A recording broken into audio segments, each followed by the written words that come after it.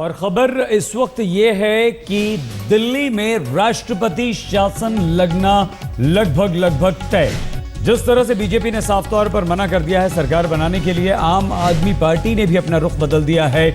उसके बाद यह तय है कि दिल्ली में राष्ट्रपति शासन लगेगा और इस मामले में आज शाम तक उपराज्यपाल अपनी रिपोर्ट राष्ट्रपति को सौंपेंगे। मतलब ये कि 10 दिन का समय मांगा, उसके बाद कांग्रेस और बीजेपी से शर्तों के साथ समर्थन मांगा अरविंद केजरीवाल ने। लगता यह है कि दिल्ली में राष्ट्रपति शासन लगेगा। नई सरकार बनने में अभी भी असमंजस है। अभी बात साफ है। आम आदमी पार्टी के नेता अरविंद केजरीवाल सुबह अब से कुछ देर पहले उपराज्यपाल नजीब जंग से मुलाकात कर चुके हैं और सरकार बनाने का न्योता उनके पास था, लेकिन उन्होंने 10 दिन का और वक्त मांगा। लेकिन उपराज्यपाल ने कहा कि जब आपके पास समर्थन हो तब आप आइए, जब आप सरकार बना सकें तब आइए। लेकिन इस बदले हुए रुख के बाद ऐसा लगता है कि दिल्ली में राष्ट्रपति शासन जो है वो अब तय है। राष्ट्रपति शासन लगना तय है क्योंकि अरविंद केजरीवाल ने अपना रुख साफ नहीं किया है।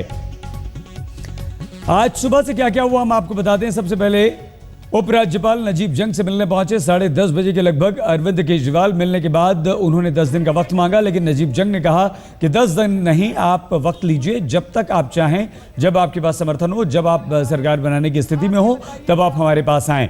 लेकिन बाहर आने के बाद अरविंद केजरीवाल ने एक चिट्ठी लिखी कांग्रेस अध्यक्ष सोनिया गांधी और बीजेपी अध्यक्ष राजनाथ सिंह को, जिस चिट्ठी में उन्होंने 25 शर्तें लगा दी और कांग्रेस बीजेपी से सावधान रहने की बात कर दी। कुमार कुणाल हमारे संवाददाता इस वक्त हमारे साथ जुड़ चुके हैं।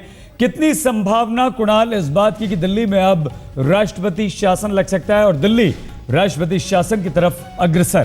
कुणाल सही, देखिए बिल्कुल अब लगभग तय है कि राष्ट्रपति शासन ही एकमात्र विकल्प बचा है, क्योंकि दो पार्टियां जो कि जिनको सबसे ज्यादा सीट मिली थी विधानसभा चुनाव में, चाहे वो बीजेपी हो या फिर आम आदमी पार्टी हो, दोनों को उपराज्यपाल ने बुलाया विचार करने के लिए, संभावनाएं तलाशने के लिए कि क्या दिल्ली में कोई सरकार बन सकती है या नहीं बन सकती है। बीजेपी ने पहले मना कर दिया था 2 दिन पहले।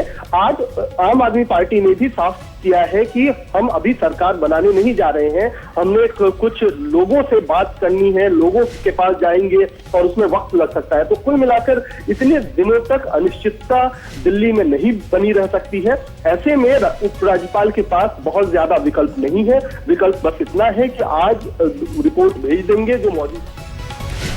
बहुत धन्यवाद। और बातचीत कुणाल हम आपसे करेंगे। कुमार कुणाल हमारे संवाददाता जानकारी दे रहे थे, लेकिन इस वक्त सत्यव्रत चतुर्वेदी कांग्रेस के वरिष्ठ नेता कुछ बोल रहे हैं, सीधे लिए चलते हैं। उस अवसर का लाभ वो उठाना चाहेंगे या नहीं उठाना चाहेंगे, ये फैसला केजरीवाल और उनकी पार्टी को करना है। उन्होंने अपने पाले की गेंद ही कांग्रेस और बीजेपी में वापस डाल दी है और उनका ये हमारी कोई मजबूरी नहीं है।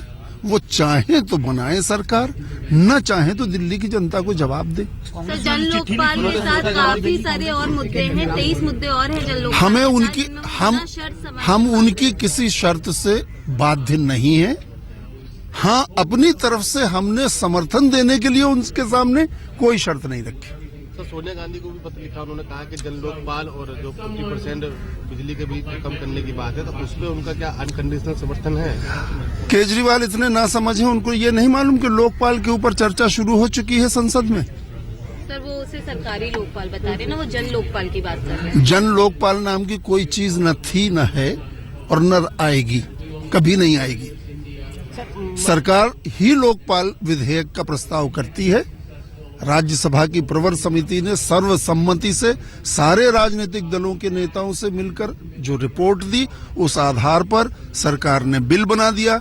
वो बिल चर्चा उस पर शुरू हो चुकी है। सर, मणिशंकर साहब ने कहा है कि गैंगरेप जैसी घटनाओं को रोकने की गारंटी कोई भी सरकार। मैं उनके किसी वक्तव्य पर कोई टिप्पणी नहीं करना चाहता।